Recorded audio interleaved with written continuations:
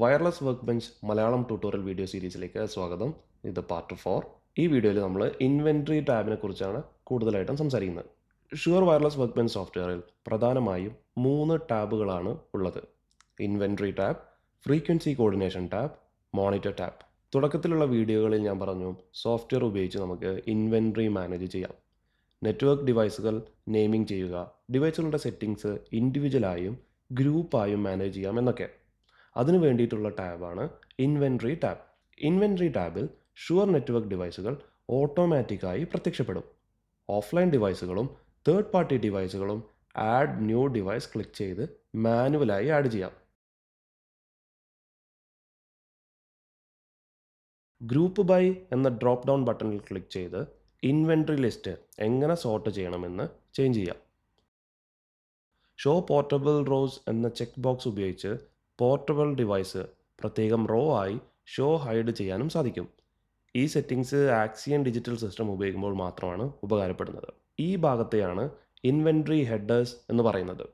ഇവിടെ right click ചെയ്ത് ഏതെല്ലാം ഇൻഫർമേഷൻസ് എനേബിൾ ചെയ്യണം, ഡിസേബിൾ ചെയ്യണം എന്ന് സെലക്ട് ചെയ്യാം.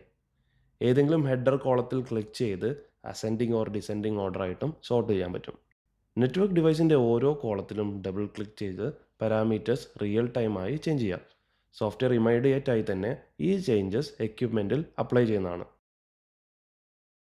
ഓരോ ഡിവൈസിന് നേരെയും ആ ഡിവൈസിൻ്റെ ഐക്കൺ കാണാൻ സാധിക്കും. ഇവിടെ ക്ലിക്ക് ചെയ്യുന്നത് വഴി ആ ചാനൽ ഐഡൻറ്റിഫൈ ആകുന്നത് നിങ്ങൾക്ക് കാണാൻ സാധിക്കും. ഒരുപാട് ഡിവൈസുകൾ ഉണ്ടെന്നുണ്ടെങ്കിൽ സെർച്ച് ഫീൽഡ് ഉപയോഗിച്ച് നിങ്ങൾക്ക് നിങ്ങളുടെ ഡിവൈസുകൾ ഈസിലി കണ്ടെത്താൻ സാധിക്കും. അതിനുവേണ്ടി കീവേഡ് സെർച്ച് ഫീൽഡിൽ ടൈപ്പ് ചെയ്താൽ മതി. അതുപോലെ തന്നെ ഒരു ഡിവൈസ് സെലക്ട് ചെയ്ത് വലതു ഭാഗത്തുള്ള ഐറ്റം പ്രോപ്പർട്ടീസ് ഭാഗത്ത് ഡിവൈസിൻ്റെ എല്ലാ സെറ്റിങ്സുകളും ചേഞ്ച് ചെയ്യാം. വേണ്ട ചേഞ്ചസ് വരുത്തിയതിനു ശേഷം അപ്ലൈ ചെയ്യാൻ വിട്ടുപോകരുത്. ഒന്നിലധികം ഡിവൈസുകൾ ഒരേ സമയം സെലക്ട് ചെയ്ത് ഗ്രൂപ്പായും പ്രോപ്പർട്ടീസ് ചേഞ്ച് ചെയ്യാം. ഇത്രയും കാര്യങ്ങളാണ് ഇൻവെൻട്രി പേജിൽ മേജറായിട്ട് ശ്രദ്ധിക്കാനുള്ളത്. അടുത്ത വീഡിയോയിൽ ഈ സീരീസിലെ ഏറ്റവും ഇമ്പോർട്ടൻ്റ് ആയിട്ടുള്ള ഫ്രീക്വൻസി കോർഡിനേഷൻ എന്ന പേജും ഒരു ഫ്രീക്വൻസി കോർഡിനേഷനുമാണ് നമ്മൾ എക്സ്പ്ലെയിൻ ചെയ്യുന്നത്.